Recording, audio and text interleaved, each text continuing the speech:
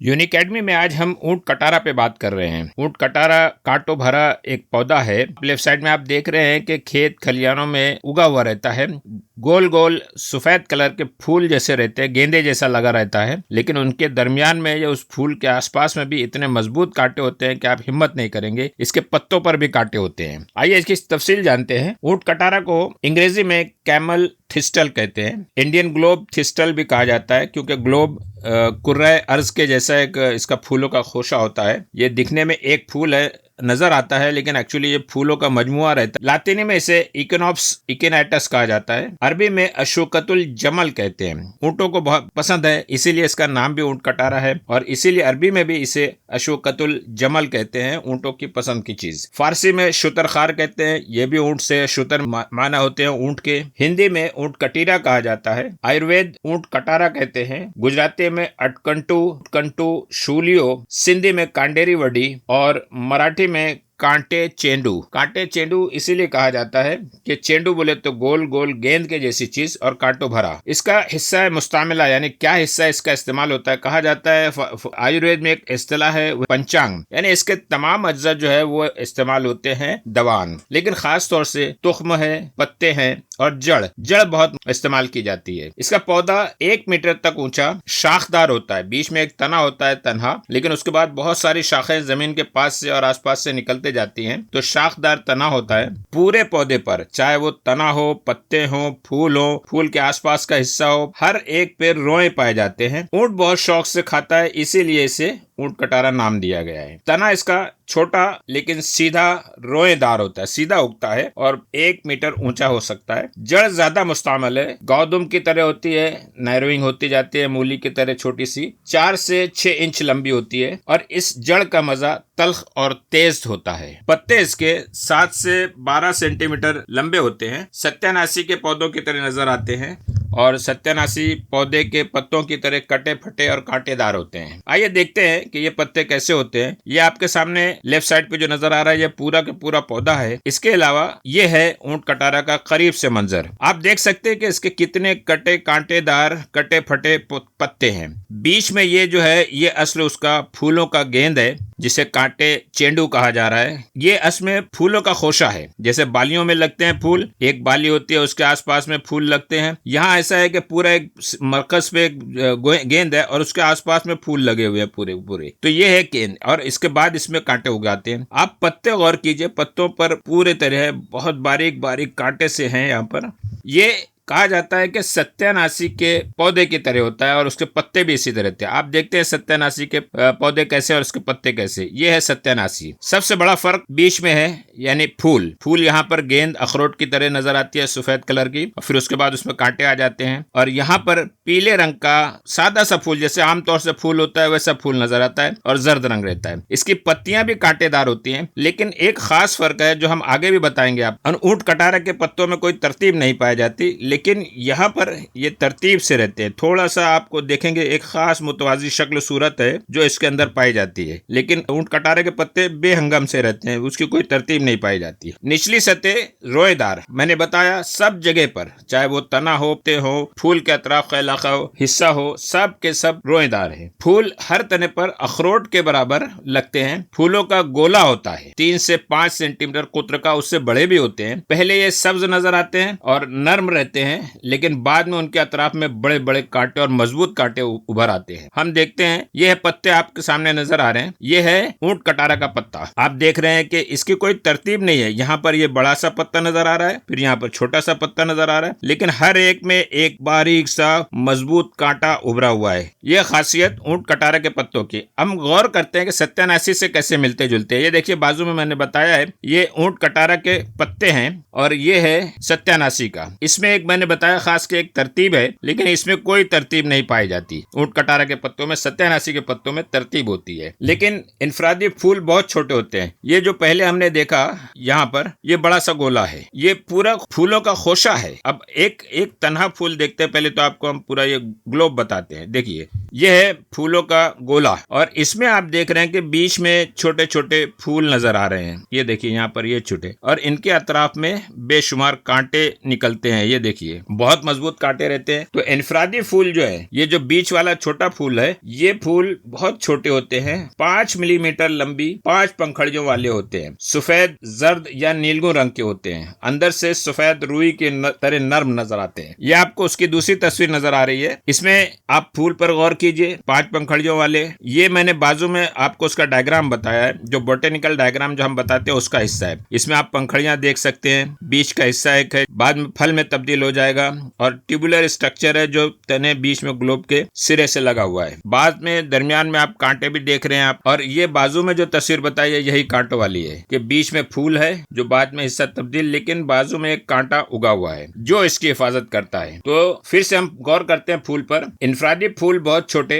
5 millimetre लंबी, 5 पंखड़ियों वाले और उनके कलर जो है कभी सफेद है, कुछ जर्द है, कुछ किस्म में और नौ में नीलगू रंगत की भी आती है, लेकिन नर्म होते हैं। फूलों के अतराफ से सफेद रंग के मजबूत बड़े बड़े कांटे निकलते हैं जो आप देख चुके हैं। यह है कांटों भरा ऊंट कटारा का फूल। ये फूलों का खोशा है, बीच में चंद एक फूल रह गए हैं, लेकिन ज्यादातर फूल जो हैं फलों में तब्दील हो चुके हैं। ये पूरा हिस्सा जो है ये फलों में तब्दील हो चुका है, जो मैंने यहाँ बाजू में बताया आपको। ये बीच का हिस्सा फल बन चुका है और उसके बगल से उगा हुआ है एक कांटा जो यहाँ पर आपको पूरी तरह सब तरफ नजर आ रहा है। तो फूलों के अतराफ से सफेद रंग के मजबूत और बड़े कांटे निकल आते हैं। हम बोटेनिकल डायग्राम देखने से पहले फिर एक बार गौर करते हैं। ये आप जब कांटे नहीं बनते हैं उस वक्त के फूल है। पत्तियां आप देख रहे हैं कैसे कांटों भरी हैं। जब फूल फल में तब्दील हो जाते हैं तब ये शक्ल सूरत होती है। नीचे आप देख रहे हैं उसकी पत्तियां मौजूद हैं, लेकिन अब पत्तियों का साइज जो है वो सुकड़ने लगी है। वो अब धीरे धीरे पतले होते जाते हैं जब फूल फल में तब्दील हो जाते हैं। ये है बोटेनिकल डायग्राम, सारी चीजें इसमें आप देख सकते हैं। ये मैंने बताया यहाँ पर फूल का हिस्सा 5 पंखड़ियों वाला, ये ग्लोब है फूलों का। और पत्तियां आप गौर कर लीजिए, कोई भी पत्ती आप देख लीजिए तरतीब से नहीं है, बहुत कहीं कोई लंबी है, कोई चौड़ी है, कोई फैली हुई है, कहीं पे फैल गई है, लेकिन हर एक के सिरे पर बारीक बारीक कांटे आप नजर आ रहे हैं। यह है सत्यानाशी का पौधा और यह है ऊंट कटारा का पौधा। दोनों की ये बोटेनिकल डायग्राम से इस पर आप देख सकते हैं। यहाँ पर आप अगर गौर करें पत्तों पर तो पत्तियों की शक्ल सूरत भी अलग है। ग्लोब की शक्ल सूरत यहाँ पर इंडियन ऊंट कटारा में आपको पूरा गेंद के जैसा नजर आ रहा है, जबकि यहाँ ये आम फूलों जैसा पीला जर्द रंग का फूल होता है। इसका जो फल बनता है वो तन्हा बनता है जो यहाँ आप देख रहे हैं, लेकिन यहाँ पर फल जो रहता है छोटे छोटे फल बनते हैं जो पूरे इस ग्लोब में, इस गोले में, इस गेंद में मौजूद होते हैं। भारत में ये कई इलाकों में और साथ में पाकिस्तान में, मगरबी हिमालय के इलाके में, इन सब इलाकों में ये पाया जाता है। लेकिन दुनिया में श्रीलंका, म्यांमार यही इलाका है। इंडियन ग्लोब थिस्टल जो है, इसका नाम ही इंडियन ग्लोब थिस्टल है, यानी ये इंडियन सब कॉन्टिनेंट में पाया जाता है और इसीलिए इसका जो इलाका है बहुत फैला हुआ नहीं है। आप देखेंगे दुनिया के नक्शा जब मैं बताऊंगा तो उसमें आप ये देख सकते हैं। यह पाकिस्तान का इलाका, हिंदुस्तान और ये सब म्यांमार का इलाका। श्रीलंका अभी इसमें नहीं बताया, लेकिन बहरहाल ये श्रीलंका में भी पाया जाता है। तो ये है हिंदुस्तान के इलाके। आइए ऊंट कटारा का फूल है ये गेंद नुमा उसके फूल होते हैं। इसमें बहुत सारे फूल, ये पत्ते हैं, कांटों भरे पत्ते आपके सामने हैं।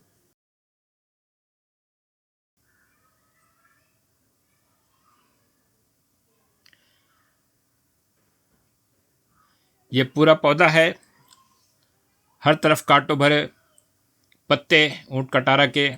ये उसका पूरा पौधा है। हर तरफ आप ग्लोब देख सकते हैं जहाँ जहाँ उसके फूल लगे हुए हैं।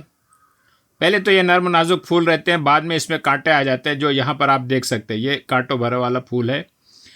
अच्छा, एक बात ध्यान दीजिए कि ऊंट कटारा का जो पौधा होता है वो पूरा एक बीच में एक तना होता है और फिर उसके बाद शाखें निकलती हैं। इस सब तरफ बहुत सारी शाखें निकली रहती हैं और हर एक पे जो फूल है ऊंट कटारा का वो बनता है।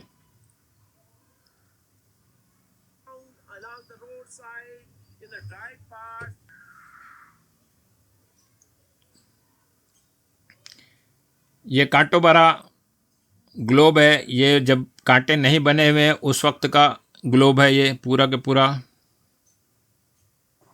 आप देख रहे हैं, नर्म नाजुक फूल हैं उस पर और आसपास में बेशुमार उसके कांटों भरे पत्ते हैं जो उसकी हिफाजत कर रहे हैं। बल्कि बाद में ऐसी फूलों के दरमियान में बहुत सारे कांटे निकल आते हैं, बड़े बड़े सफ़ेद रंग के, और बहुत मजबूत कांटे होते हैं वो।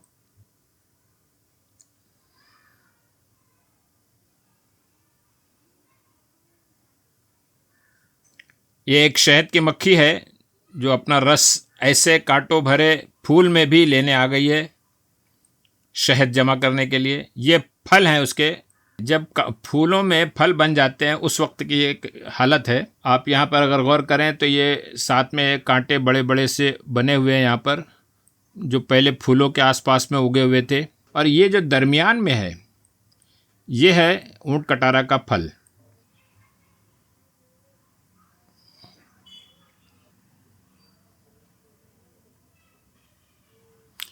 ये जो आपके सामने हमने पेश किया है ये है सत्यानाशी का पौधा। आप देख रहे हैं सत्यानाशी के फूल बहुत ही आम फूलों के जैसा फूल होता है जो यहाँ पर है, नज़र आ रहा है। बस इसकी मुमासलत जो पाई जाती है वो इसके कांटों भरे पत्ते हैं। ये जो कांटों भरे पत्ते हैं यही इसकी मुमासलत है। हम और करीब करते हैं इसको।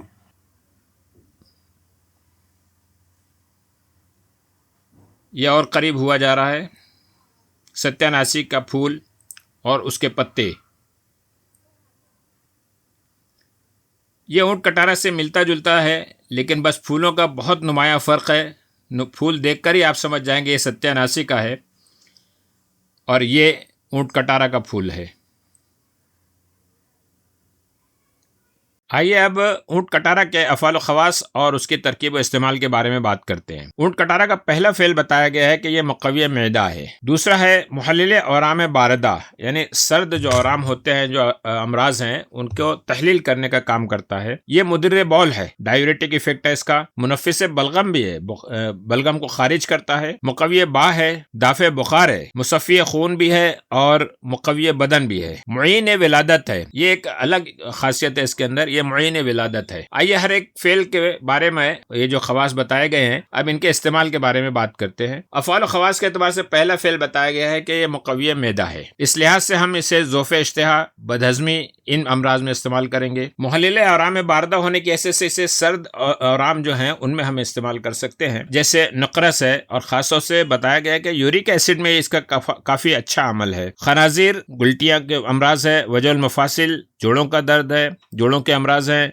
यरकान की कैफियत है, ये इसकी तहलील ज़रूरत पड़ती है। और वर्म तिहाल, वर्म जिगर में इसे हम इस्तेमाल कर सकते हैं। और ख़ास तौर से बारिद औराम में मुद्दिर बौल होने की हैसियत से इसे संग गुर्दा है, तकतीरुल बौल है, उसरुल बौल है, इन सारे अमराज में इन्हें इस्तेमाल कर सकते हैं। मुनफ़िस बलगम होने की हैसियत से खांसी और दमा में इस्तेमाल होता है ऊंट कटारा। मुक़व्वी बा होने की हैसियत से ज़ोफ़े बा में, और ख़ास तौर से वो है लेप लगाना, तिला जिसे कहा जाता है, और इसमें इसका जड़ इस्तेमाल होता है। ये एक खास बात है।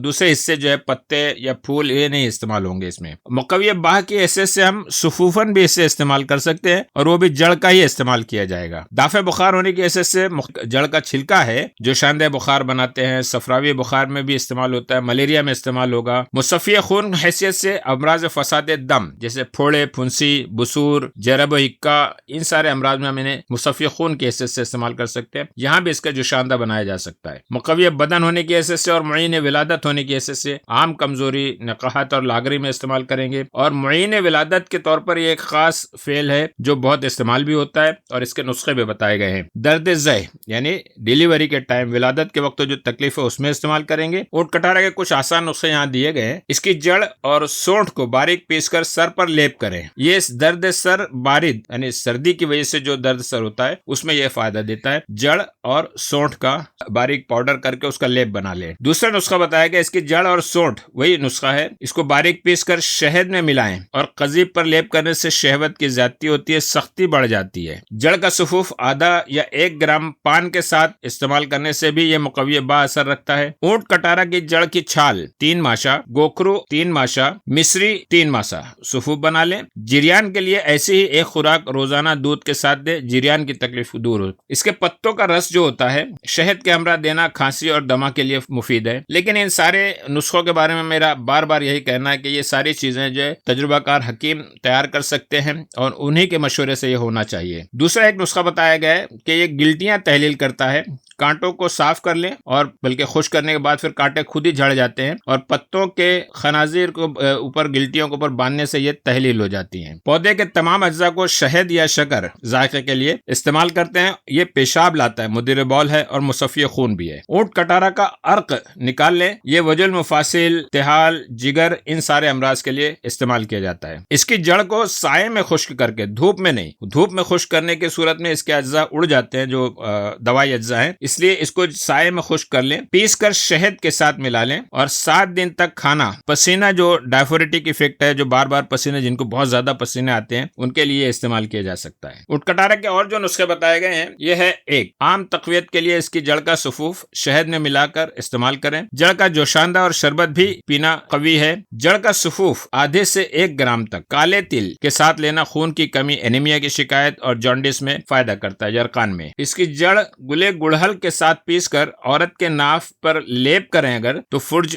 फराख हो जाएगी। और इसकी वजह से क्या होता है, देखिए, औरत के पेट पर लेप करने से बच्चा पैदा होने में जो तकलीफ होती है उसमें सहूलत पैदा हो जाती है। जड़ का जोशांदा हो, दर्द ज़य के लिए यह भी मुफीद है और जोशांदे में आबजन करा लेना भी इसके लिए फायदेमंद होता है। इसका मिजाज जो बताया गया है वो है गर्म खुश्क, दर्जे सुवम, बास के नजदीक दर्जे दुवम है। 3 से 5 माशा इसका इस्तेमाल है। इसका नफे खास जो बताया गया है, हाजिम है और मुकव्वी बा है। यह मुजर्रत है दिमाग और गुर्दों के लिए। मुसले के तौर पर इसमें हम इजाफा कर सकते हैं, शरबत अंगूर साथ में देंगे, इस्तेमाल करेंगे। अगर ऊंट कटारा ना मिले तो अंजदान का इस्तेमाल किया जा सकता है। दस्तयाब मुरक्कबात जो मार्केट में अवेलेबल है, कोई तैयार मुरक्कब ऊंट कटारा का बजाते खुद नहीं है या किसी चीज में शामिल नहीं किया जाता। आम तौर से इसे मुफरदन ही इस्तेमाल किया गया है, इसलिए इसके कोई मुरक्कब नहीं बनाया जाता। लेकिन जम्मू के एक हकीम है, उन्होंने एक नुस्खा तरतीब दिया था जिसे रूहे जीवन बूटी कहा जाता था। ऊंट कटारा में जो चीजें मिली हैं, more than 150 phytochemicals are isolated, इसके दरमियान से निकाले गए जदीद तहकीक के नतीजे में। और ये 150 के करीब फाइटोकेमिकल्स में से 59 थाइफेन्स हैं, 44 टर्पेन्स हैं और 34 के करीब फ्लेवोनाइड्स हैं और अदर फेनोलिक एसिड्स हैं। 8 अल्कलॉइड्स भी इसमें से दरियाफ्त किए गए हैं। यह है ऊंट कटारा की खुसूसियत।